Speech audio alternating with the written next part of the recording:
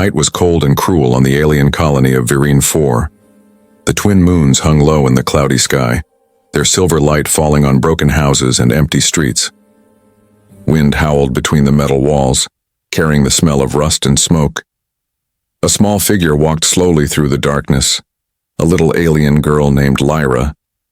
Her skin was soft blue, her big glowing eyes full of fear and sadness. She was only 8 years old, but the world around her had already taught her what loneliness meant.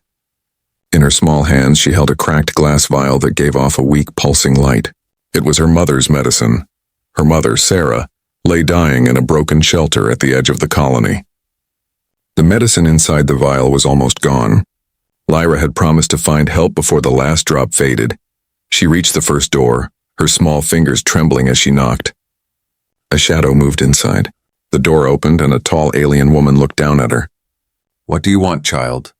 the woman asked harshly. "My mother is sick," Lyra whispered. "Please, she needs medicine." The woman's eyes narrowed. "Your mother mixed with humans, didn't she? Go away. We don't help the cursed." The door slammed shut. Lyra stood in the rain, blinking back tears. Then she walked to the next door. And the next. Each door she knocked, she heard the same words. "Go away. We don't want trouble. Your kind brings disease." 17 doors. 17 rejections. Her feet were bleeding now. Her small cloak was soaked with rain. Lightning flashed above her head, showing the empty road that stretched like a silver ribbon through the night. Lyra stopped to catch her breath beside a broken streetlight. The vial in her hand flickered weakly, its glow fading. "Please," she whispered to the sky, "don't let her die." She looked ahead. One more house. A lonely structure standing at the very end of the street. The paint on the walls was peeling and a human flag, torn and faded, hung above the door. Her heart pounded. Everyone told her humans were dangerous, selfish, and cruel. They had started the war that burned half of the planet. But her mother once said something different. "Not all humans are bad, Lyra. Some still remember kindness." Lyra took a deep breath and walked to the door. Her small hand knocked once. No answer. She knocked again. Still nothing. Tears rolled down her cheeks as she whispered, "Please, someone." Then the door opened. A tall man stood there. His beard was rough, his clothes dirty with machine oil. His name was Elias, a human mechanic who lived alone since the war ended. In his hand he held a small lamp that cast a warm golden light across the rain. He looked down at the little girl, confused. "What are you doing out here, kid?" he asked softly. Lyra's lips trembled. "My mother, she's dying. No one will help us." She held up the glowing vial. "Please, sir." "You're human. Maybe you can." For a long moment, Elias didn't speak. The rain hit his shoulders, soaking his shirt. He saw the fear in her eyes, the way she hugged the vial as if it was her last hope. He sighed and knelt down, looking at her face. "What's your name?" "Lyra," she whispered. "Well, Lyra," he said gently, "you shouldn't be out here alone. Come inside." Lyra hesitated, her small feet frozen. You're not afraid of me?" Elias gave a faint smile. "I've seen worse than a brave little girl in the rain." He held out his hand. The light from his lamp reflected in the raindrops between them. Slowly, Lyra reached out and took it. His hand was warm. As they stepped inside, thunder rumbled in the distance. The door closed, cutting off the sound of the storm. For the first time that night, Lyra felt safe, outside. The wind whispered through the empty street, carrying a single promise. The 18th door had opened. The warm air inside the house felt strange to Lyra. After hours in the freezing rain, her small body trembled as the heat touched her skin. She looked around quietly. The place was messy but alive. Tools scattered across the table, wires hanging from the ceiling, and a broken robot sitting in the corner with one glowing eye. Elias walked to the fireplace and tossed in a few wooden blocks. The fire came alive with a crackling sound, throwing orange light across the walls. "Sit close to the fire," he said, his voice calm but tired. Lyra sat down on the rug, her wet hair dripping. Steam rose from her dress as the warmth touched her skin. For a few seconds she just stared at the flames, her reflection dancing in them like a small ghost. Elias came back with a cup of hot liquid and handed it to her. "Here," he said, "it's just tea. It'll help." Lyra held it carefully, sniffing at first like a cautious kitten. Then she took a sip, her eyes widening. It was sweet, warmer than anything she had felt in days, thank you, she whispered. Elias nodded and sat on the chair across from her. You said your mother's sick. Tell me what happened. Lyra looked down at her hands. The glowing vial still rested between her fingers, the light inside weaker than before. She got sick 2 moons ago. The healers in our colony said it was a human disease. They said it came from the old war. They refused to help. Her voice cracked. They called us cursed. Said my mother shouldn't have loved a human. Elias froze. His heart skipped a beat. Your father was human? She nodded. He died before I was born. Mama said he was brave. A heavy silence filled the room. Outside, rain hit the roof like a slow heartbeat. Elias stood up, pacing the floor. He had fought in that same war.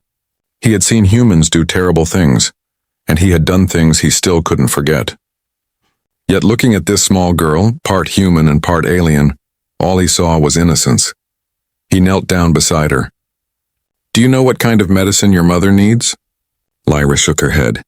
She said it was something only humans used to make. Something with blue code. She held out the vial. This one came from an old station near the ruins, but it's almost empty. Elias took the vial, holding it near the firelight. The label was faded, but he recognized the mark, a small symbol from the human biotech division. He whispered to himself, I thought these were all destroyed. Lyra looked up at him, hope glowing in her eyes. You can make more? Please, can you save her? Elias didn't answer immediately. He rubbed his face, deep in thought. There was one place that might still have what they needed. An abandoned lab outside the city, sealed after the war. No alien dared to go there because of the radiation, but he knew another reason it was avoided. Human defense drones still guarded it. He turned to her. It's dangerous, but there might be a chance. Lyra stood up, clutching the vial tightly. I'll go with you. He frowned. You're just a kid. She's my mother, she said, her voice small but firm. I can't lose her. Elias looked into her glowing eyes and saw the same strength he once saw in soldiers. He sighed. All right, kid. We leave at sunrise. Lyra smiled for the first time that night, a faint, hopeful smile that made the whole room seem brighter. He showed her a small blanket and pointed to a couch. Get some rest. You'll need it. As she curled up, hugging the blanket, Elias stared into the fire, his thoughts dark and heavy. He whispered to himself, maybe this is my chance to fix one thing I broke. Outside, the rain finally stopped. The sky cleared and the twin moons glowed brighter. Somewhere far away, deep sensors from the ruins flickered awake, detecting a human life signal near the forbidden zone. The path to redemption and danger had already begun. The sun rose slowly over Vereen 4, painting the ruined colony in shades of pale gold and gray. A soft fog drifted through the empty streets as Elias packed his old backpack. Inside, he placed a flashlight, a few energy cells, and his old sidearm, a weapon he promised never to use again. Lyra stood by the doorway, clutching her small, glowing vial. Her face looked calm, but her glowing eyes betrayed fear. The morning air was cold and the silence felt too heavy. Stay close to me, Elias said, tightening the straps of his jacket. Lyra nodded. I will. They began walking through the forgotten paths that led beyond the colony's walls. The ground changed from metal to cracked stone. Trees stood like skeletons, their black branches reaching for the sky. Every step they took echoed through the empty land. Why is this place forbidden? Lyra asked softly. Elias glanced at her. Because people like me made it that way. The war ended here, and what's left is poison and ghosts. Lyra didn't answer. She just looked ahead, her eyes fixed on the horizon where the old ruins shimmered in the mist. After an hour, they reached the edge of the barrier zone, a tall wall of broken defense towers. Signs still hung from the posts, warning human biolab. Do not enter. Elias stopped and checked his scanner. The air still hummed faintly with radiation. It's low enough to pass through, he said. Lyra tilted her head. You can read all that? He smiled faintly. Used to be my job. They slipped through a gap in the fence. Inside, the world looked dead. Melted vehicles, shattered glass domes, and what remained of a once great human city. The wind carried a faint mechanical hum, like machines still breathing under the dust. Lyra walked beside him, her small hand brushing against his sleeve. Did you fight here? She asked. Elias hesitated. Yes, I was a mechanic for the soldiers. I fixed the same drones that now guard this place. She looked up at him. Then maybe they'll listen to you. He didn't have the heart to tell her the truth. Those machines listened to no one anymore.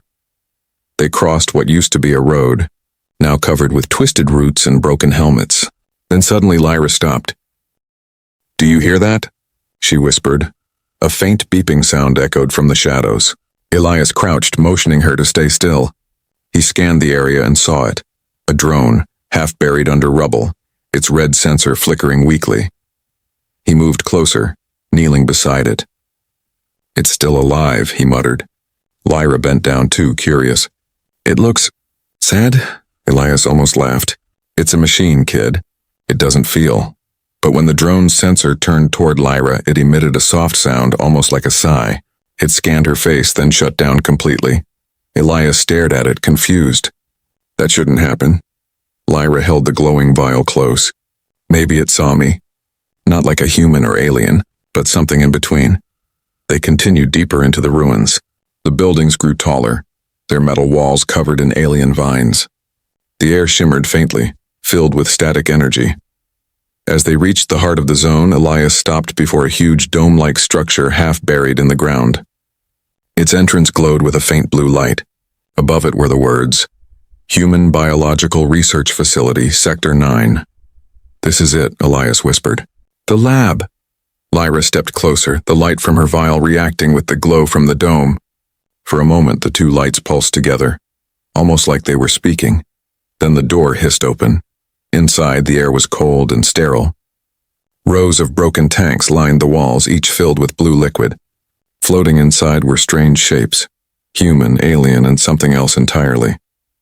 Lyra grabbed Elias's arm tightly. "What is this place?" He looked at the tanks, his voice low. "This is where they created the virus that killed her people. And mine." The sound of metal scraping echoed through the hall. Lights flickered. From the far end of the lab, something began to move. A tall, shadowy figure stepped forward, a Guardian drone still active, its sensors glowing red. Elias raised his weapon. "Stay behind me, Lyra." The drone scanned them both, its voice cold and metallic. Unauthorized lifeforms detected. Lyra's vial began to glow brighter, brighter than ever before. The drone paused, its red eyes flickering to blue for a brief second, as if recognizing her. Elias looked down at her in shock. "What did you just do?" I don't know," Lyra whispered, her voice shaking. "It feels like it knows me." And for the first time in years, Elias realized something impossible. Maybe this little girl wasn't just half human. Maybe she was the key the war had tried to erase. The doors of the ancient lab groaned open, releasing a breath of cold, stale air. Inside, the walls were cracked and covered with blue moss that pulsed faintly, as if still alive. The faint sound of dripping water echoed through the corridor, mixing with the quiet hum of forgotten machines. Elias stepped in first, his flashlight cutting through the darkness. Lyra followed closely, her glowing vial held to her chest. The light from the vial reflected against the metal walls, painting strange patterns that looked like stars trapped in the dark. "Stay near me," Elias said softly. "I'm not scared," Lyra whispered back, but her trembling hands told a different story. They walked deeper into the lab. Strange pods lined the walls, some broken, others still sealed. Inside, faint silhouettes floated, creatures that looked half human, half alien. Elias tried not to look, but his eyes kept drifting toward them.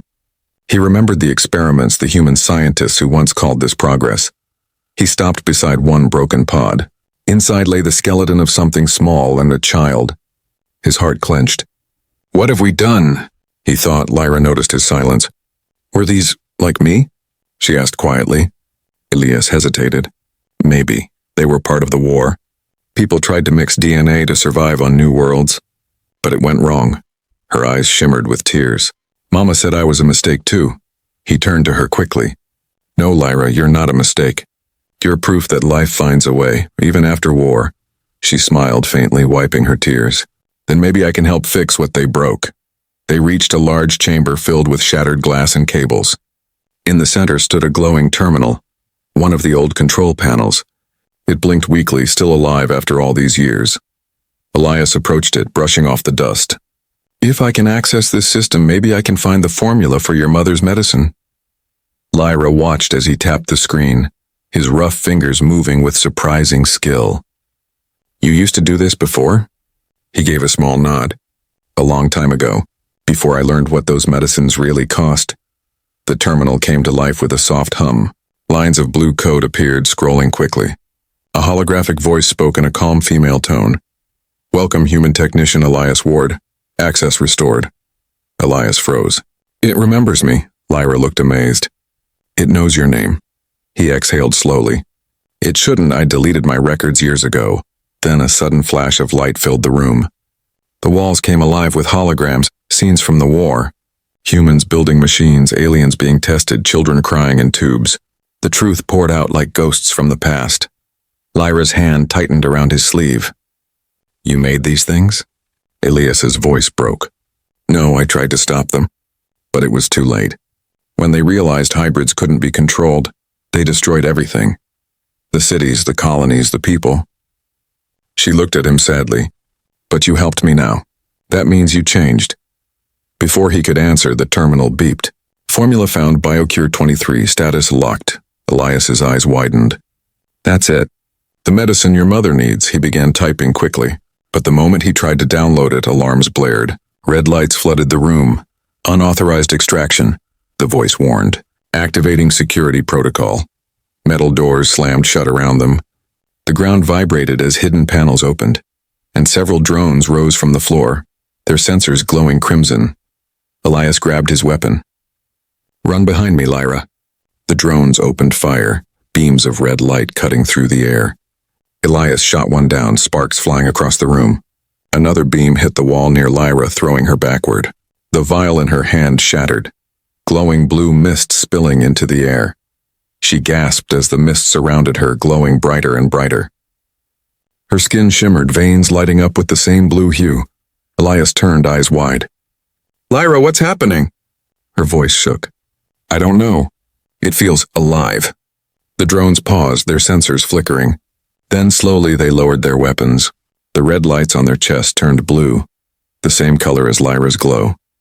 Elias stood frozen, watching as the girl raised her small hand. The drones bowed their heads and as if recognizing her as one of their creators. The alarm went silent. Only the hum of machines remained. Lyra looked at Elias, her voice trembling. I woke them up.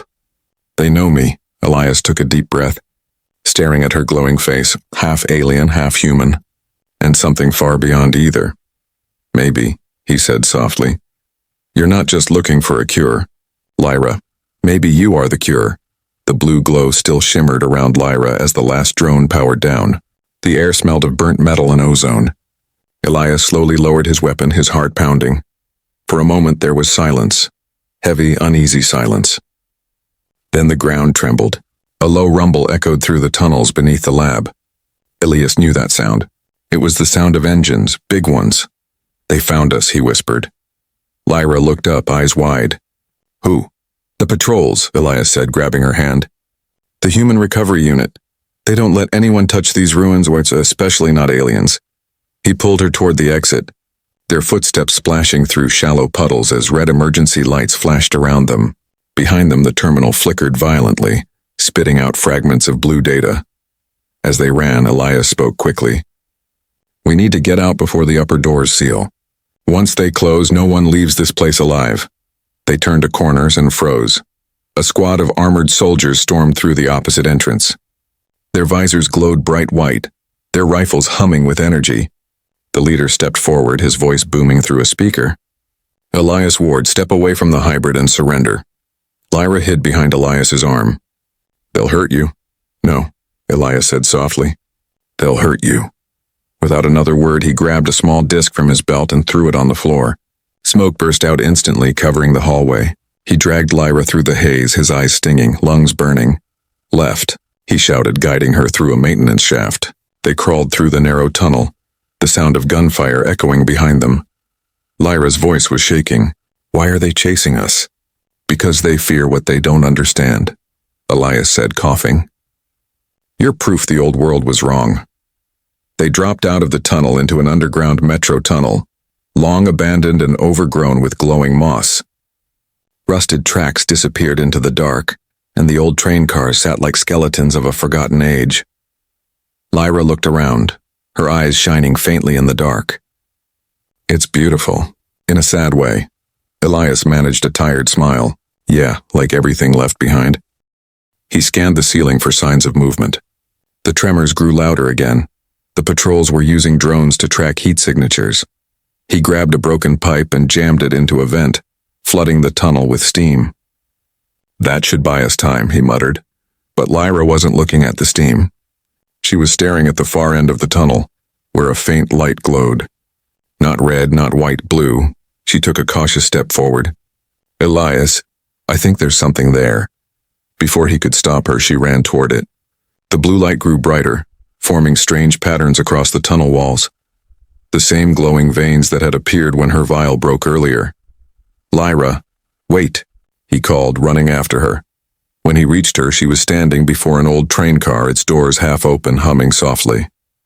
Inside, the walls pulsed with the same blue light, alive, breathing. Elias stared in disbelief. It's connected to you? Lyra nodded slowly. It feels like home. Suddenly, a voice echoed from above, cold and metallic. Target located, engage. The ceiling exploded. A dropship descended through the broken roof, its searchlights cutting through the darkness. Dozens of soldiers rappelled down, weapons drawn. Get inside the train, Elias yelled. Lyra jumped in first. The floor lit up beneath her feet, reacting to her presence. The train groaned, old systems coming back to life. Elias fired at the soldiers, trying to hold them back. Go, Lyra.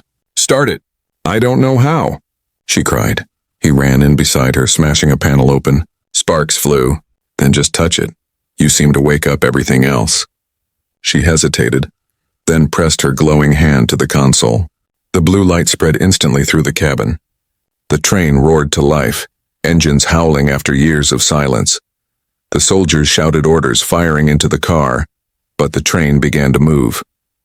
Metal screeched as it tore free from the tracks. Hold on, Elias shouted, pulling Lyra close as the train shot forward, crashing through walls and rock, sparks flying like falling stars.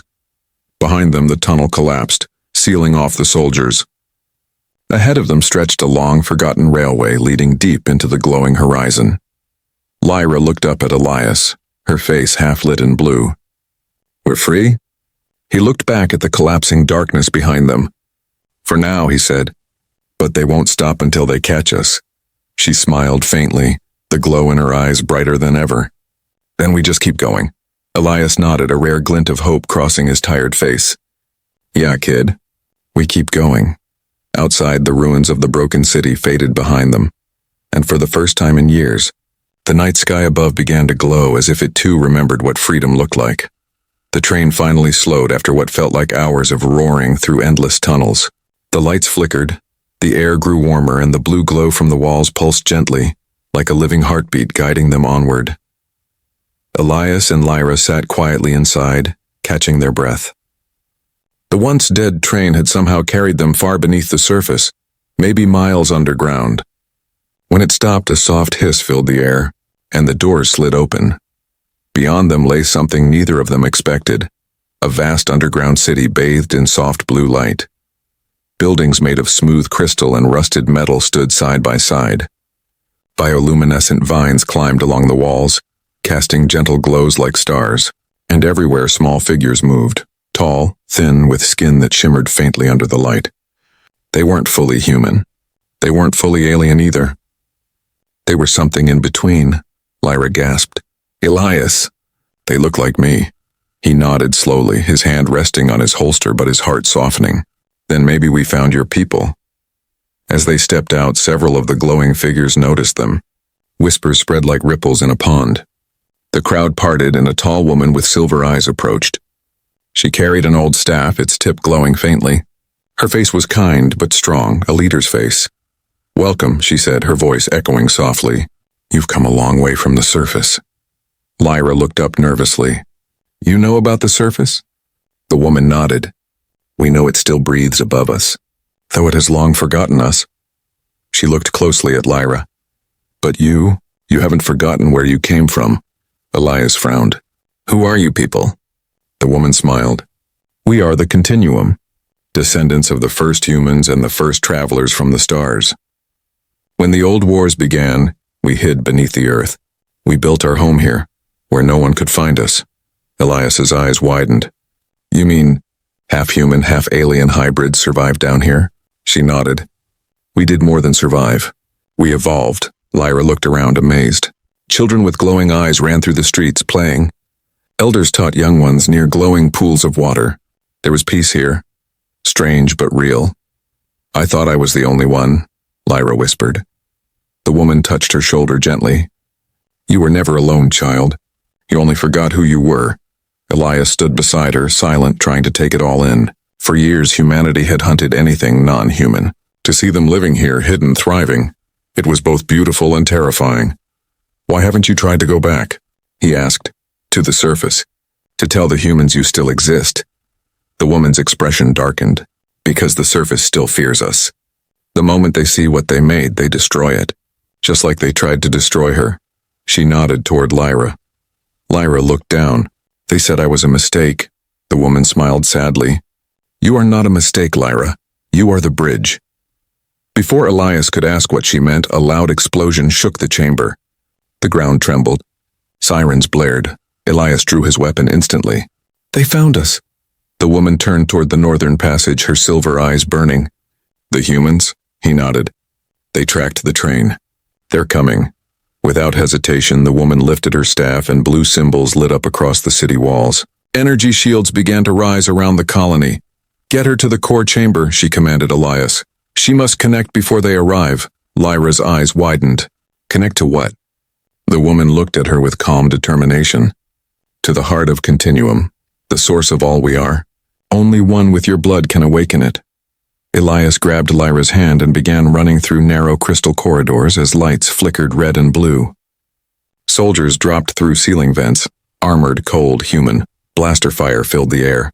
Elias fired back, hitting a drone that exploded into sparks. Move, Lyra! They burst into a massive circular room and the core chamber. In the center stood a floating sphere of liquid light, slowly rotating like a star trapped underground. Lyra stared, her breath trembling. It's alive! Do it, Elias shouted.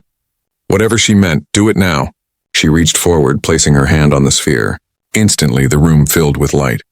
The walls pulsed, the air hummed, and ancient symbols appeared across every surface. Outside, the city trembled. Energy surged through the shields, growing brighter and stronger. The humans stopped firing. Their scanners went blind. Lyra's voice echoed softly, though her lips didn't move. It remembers me. Elias shielded his eyes as the light grew blinding. The heart responded, and something deep within the earth began to awaken. When the light finally faded, Lyra was still standing, but she looked different. Older, stronger. Her eyes glowed like twin suns. Elias took a step closer, awe written across his face. Lyra, what did you do? She looked at him quietly. I didn't do anything. I just reminded it who we are. The silence that followed was heavier than thunder. The blue light slowly faded, leaving faint sparks dancing in the air. The chamber no longer trembled, but Elias could feel it. Something powerful had changed deep beneath the earth. Lyra stood at the center of the glowing floor, her hair lifting gently as if the air itself bent around her. Her eyes glowed brighter than ever, filled with calm and sadness at once. Elias took a cautious step toward her. Lyra, are you still you? She turned, her voice softer now, but it carried weight like wind through old ruins. Yes, but I can hear them now, all of them. The Continuum and the humans above. Before Elias could respond, the leader of the colony, the woman with silver eyes, entered the chamber, her staff pulsing faintly. It has begun, she said. The heart has awakened, and so has she. What does that mean? Elias asked. The woman looked at Lyra with both awe and fear. It means the worlds are connected again. The heart sent a signal, to the surface, to the orbiting satellites, to everything that still breathes the code of the old Earth. The humans will come. The stars will come. No one can hide now. Elias felt his stomach drop. You mean, we just lit a beacon for everyone? The woman nodded grimly. Yes, and they will not all come in peace. Lyra stepped closer, the light fading slowly from her eyes. I didn't mean to start a war. You didn't, the woman said gently. You woke up the truth. Outside, the ground began to shake again, not from weapons this time, but from shifting stone. The city itself seemed to breathe. Walls unfolded, crystal towers stretched higher, and the blue light spread through every street like rivers of life. Elias watched in awe. The colony, it's alive. It always was, the woman whispered. We just forgot to listen. Suddenly, a crackling voice echoed through the air, a human radio transmission breaking through the static. This is Commander Rains of the Human Recovery Unit. You have violated containment. Surrender immediately or we will open fire. Elias clenched his fists. They never change. They never even try to understand. Lyra looked at him, her expression calm but resolute. Maybe it's time they do. She walked toward the exit, the glow being.